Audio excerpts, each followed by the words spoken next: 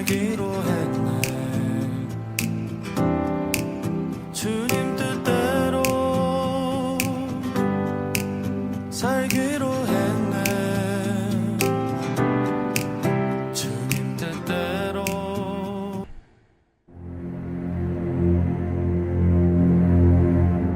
만군의 여호와의 말씀이 임하여 이르시되, 만군의 여호와가 이같이 말하노라. 내가 시온을 위하여 크게 질투하며 그를 위하여 크게 분노함으로 질투하노라. 여호와가 이같이 말하노라. 내가 시온에 돌아와 예루살렘 가운데에 거하리니 예루살렘은 진리의 성읍이라 일컫겠고 만군의 여호와의 사는 성산이라 일컫게 되리라. 만군의 여호와가 이같이 말하노라. 예루살렘 길거리에 늙은 남자들과 늙은 여자들이 다시 앉을 것이라.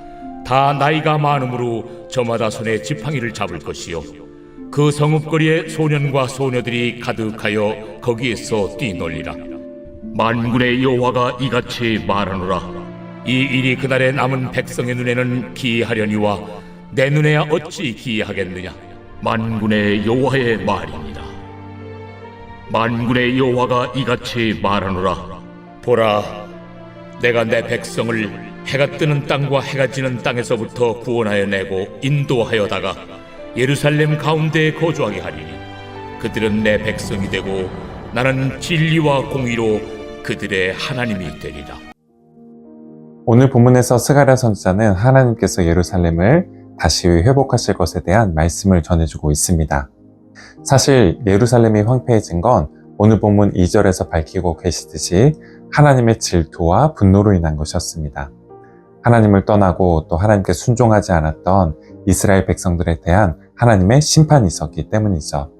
그래서 바벨론에 함락된 이후 예루살렘은 마치 유령 도시처럼 버려지고 방치되어 있었습니다. 성벽과 성읍이 불타고 성전 역시 파괴되어 돌무더기로 변해 있었죠. 하지만 바벨론에서 포로 생활을 마치고 돌아온 귀향민들에게 하나님께서는 스가랴 선지자를 통해서 오늘 본문에서 심판 중에 버려두었던 예루살렘을 다시 회복해 주시겠다라고 약속해 주셨습니다. 무너진 성전을 다시 재건할 수 있게 해주시겠다라고 약속해 주셨죠. 그리고 그 시작은 하나님께서 다시 예루살렘과 예루살렘 성전을 하나님의 영광과 임재가 머무는 처소로 삼으시는 것으로부터 시작하게 될 것이었는데요. 오늘 본문 3절과 8절 하반절 말씀입니다. 여호와가 이같이 말하노라.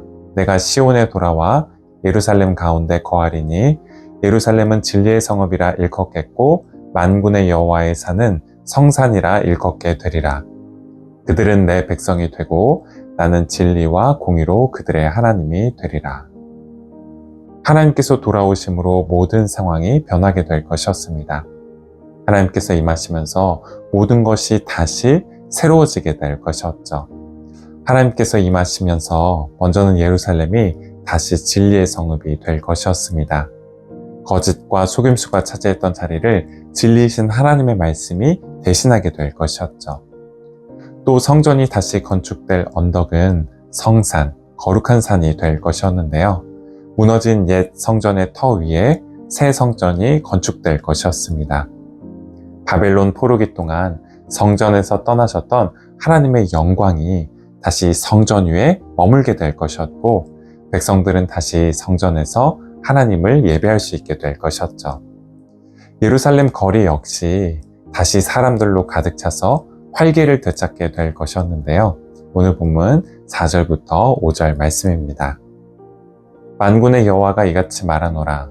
예루살렘 길거리에 늙은 남자들과 늙은 여자들이 다시 앉을 것이라. 다 나이가 많으므로 저마다 손에 지팡이를 잡을 것이요 그 성읍 거리에 소년과 소녀들이 가득하여 거기에서 뛰놀리라. 바벨론 포로기 기간 동안 예루살렘 거리 곳곳은 텅 비어 있었습니다. 하지만 텅 비었던 그곳이 이제 다시 생기를 되찾게 될 것이었습니다. 평범하지만 평화로운 일상을 다시 되찾게 될 것이었죠. 노약자들 역시 아무 걱정 없이 지팡이를 짚고 거리를 다닐 수 있게 될 것이고 아이들 역시 골목골목에서 웃고 뛰놀 수 있게 될 것이었습니다. 하나님께서 다시 예루살렘에 거하실 것이기 때문입니다. 예루살렘에 거하시면서 바벨론 땅에서 포로 생활을 하던 이스라엘 백성들을 다시 예루살렘으로 돌아오게 하시고 그들을 하나님의 백성으로 다시 삼으실 것이기 때문이죠. C.S. 루이스의 나니아 연대기라는 소설 첫 번째 편인 사자와 마녀와 옷장을 보면 하나님께서 다시 임하실 때 벌어지게 될 일들을 다음과 같이 노래하고 있는 장면이 나오는데요. 예수님을 상징하는 숲속의 왕인 사자 아슬란이 자리를 비운 사이에 나니아 왕국은 하얀 마녀의 저주 아래 떨어지게 되었습니다. 하얀 마녀는 마법을 걸어서 나니아 왕국을 영원한 겨울의 나라로 만들어 버렸습니다. 하지만 그곳에 조금씩 변화가 있게 될 것이었습니다. 봄 기운이 혹독한 겨울을 밀어내게 될 것이기 때문이죠. 온화한 봄바람이 불면서 눈과 얼음이 녹고 새싹이 돋으면서 새들의 노랫소리에 의해서 겨울의 적막함이 깨지게 될 것이었습니다. 유다 지파의 사자인 예수님을 상징하는 아슬란이 곧 돌아와서 이 하얀 마녀의 마법이 지닌 힘을 깨뜨리게 될 것이기 때문이었죠. 집에서 숨바꼭질 놀이를 하다가 마법의 옷장을 통해 나니아 왕국을 찾게 된 피터와 수잔, 에드먼드와 루시 이 네 자매에게 비번은 나니아 왕국의 참된 왕인 아슬란이 돌아오게 될 때 벌어지게 될 일을 옛 노래를 인용해서 다음과 같이 전해 주었는데요. 아슬란이 오시면 모든 잘못된 것이 바로 잡히게 된다네.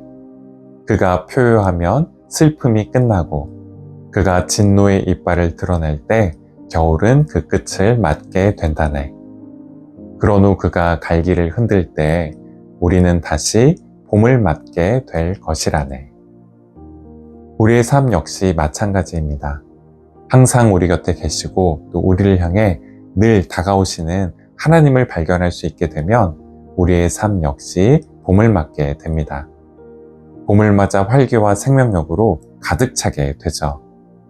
좁고 험한 길을 감사와 기쁨으로 걸어갈 수 있게 되고 걱정하고 슬퍼할 일이 많은 중에도 여유와 웃음을 잃어버리지 않을 수 있게 됩니다. 오늘 하루 우리와 항상 함께 하시고 또 늘 우리를 향해 가까이 다가오시는 하나님의 임재 안에서 살아가실 수 있는 저와 여러분이 되시기를 바라겠습니다. 기도하시겠습니다. 모든 상황 속에서 언제나 우리와 함께 해주시는 주님, 주님으로 인해 어떤 어려움을 만나든지 평안을 잃지 않게 하시고 황량했던 거리를 다시 활기 있게 하시고 얼어붙은 그곳에 따뜻한 봄 기운이 오게 하시는 주님의 은혜를 오늘 하루 바라며 그 은혜 안에서 살아가게 하옵소서. 예수 그리스도의 이름으로 기도드립니다. 아멘.